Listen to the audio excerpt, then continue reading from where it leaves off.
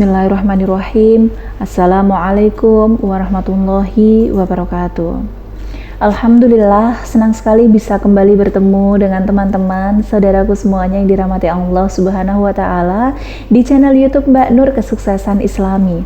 Saya doakan teman-teman diberikan segala bentuk kemudahan, kesuksesan, kekayaan, kemuliaan, dan kesehatan ya, serta semakin didekatkan kepada Allah Subhanahu wa Ta'ala. Amin, amin, Allahumma amin.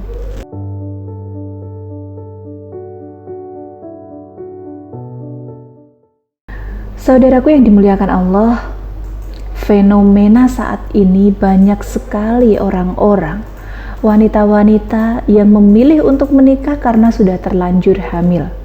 Karena dia berzina dan hamil, dan untuk menutupi rasa malunya ini, rasa malu pada tetangga, rasa malu pada keluarga besar, rasa malu pada orang lain, dia memilih menikah untuk menutupi kehamilannya yang dianggap aib. Ya, hamil di luar nikah. Dia malu pada manusia namun tidak malu. Ya, dia lupa, tidak malu bahwa Allah penciptanya itu melihat. Tidak ada takut. Lantas, bagaimana hukum menikahi wanita yang hamil karena zina? Menikahi wanita yang hamil karena zina itu ada dua kemungkinan.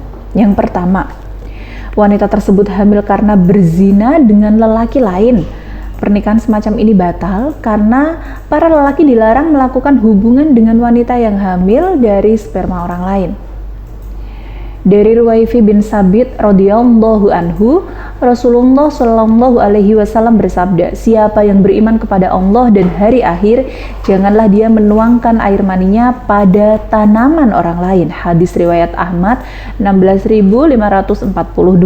Yang dimaksud tanaman orang lain adalah janin yang disebabkan sperma atau air mani orang lain.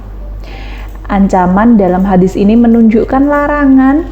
Karena itu tidak ada istilah menolong wanita hamil korban hasil zina dengan bentuk menikahinya. Menikahi wanita hamil justru menjerumuskannya pada perbuatan zina yang dilegalkan dengan pernikahan yang batal. Yang kedua, orang yang menikahi si wanita adalah lelaki yang menzinainya.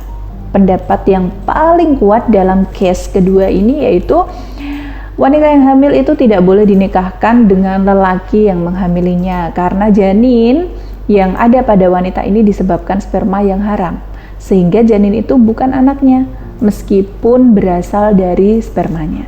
Dalam fatwa Lajnah Daimah yang dinyatakan jika ada wanita yang hamil karena zina, maka dia tidak boleh dinikahkan dengan lelaki yang menzinainya maupun lelaki lainnya sampai si wanita melahirkan.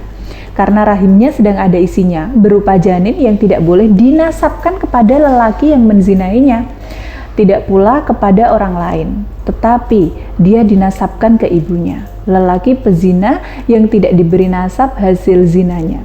Sebagaimana sabda Nabi Shallallahu Alaihi Wasallam, anak itu milik yang punya kasur, dalam kurung suaminya atau suaminya. Sementara lelaki yang berzina terhalang. Namun ada pendapat berbeda dari mazhab Al-Hanafiyah dan Asy-Syafi'iyah yang menghalalkan pernikahan tersebut. Baik dilakukan laki-laki yang menjadi ayah dari si bayi atau laki-laki lain yang bukan ayah si bayi. Tapi penting untuk dijadikan catatan, meski kedua mazhab ini membolehkan terjadinya akad nikah seperti ini, namun kebolehannya berhenti hanya sampai pada akadnya saja. Sedangkan hubungan seksual suami istri hukumnya haram dilakukan sebagaimana dalil yang ada. Dasar keharamannya adalah dalil-dalil berikut ini. Rasulullah bersabda, janganlah disetubuhi atau dikawini seorang wanita hamil karena zina dari hingga melahirkan.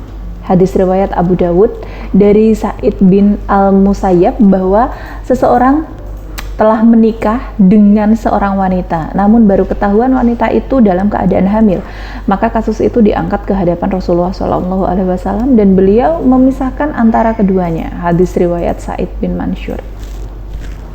Jadi kesimpulannya apa? Untuk teman-teman yang belum menikah, entah itu gadis atau janda, yuk jaga kehormatan kalian. Berteman dengan pria boleh-boleh saja, saya tidak melarang, namun jangan terlalu dekat, batasi, ada jarak ya. Jika tidak ada kepentingan yang bermanfaat, jangan sampai kegiatan atau perbuatan wanita yang hamil menikah ini jadi hal biasa gitu loh. Ya, jadi hal biasa di lingkungan kita. Ingat, kita di Indonesia masih menjunjung adat ketimuran. Ya, jangan sampai demikian. Selain dosa besar, ingat ya, salah satu hal yang bisa menutup pintu rizki kita adalah karena berzina. Mau rizki tertutup, hidup susah, hidup miskin karena berzina, enggak kan? Nah, daripada teman-teman gabut nih ya, nggak ada kerjaan karena merasa kesepian, karena nggak punya pacar, karena jomblo, lebih baik semangat kerja, semangat usaha, banyakin istighfar. Insya Allah apa yang kalian minta itu diturutin sama Allah Subhanahu Wa Taala.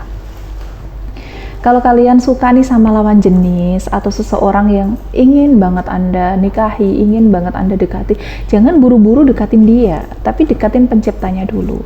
Kalau mau sharing atau konsultasi sama Mbak Nur terkait masalah asmara, jodoh, kesuksesan karir, kelancaran rizki, pelarisan usaha agar omsetnya bombastis, bisa banget kok dan dijamin halal. Kontak Mbak Nur di nomor ini ya. Kalau teman-teman mau tahu biografinya Mbak Nur, bisa langsung kunjungi situs Mbak Nur di mbaknur.com ya. Nah itu situsnya Mbak Nur yang asli ya. Dan semoga bermanfaat kajian kita hari ini. Semoga kita dijauhkan dari segala mara bahaya. Amin, amin, Allahumma amin. Mari bersama sukses dan berkah di jalan Allah. Wassalamualaikum warahmatullahi wabarakatuh.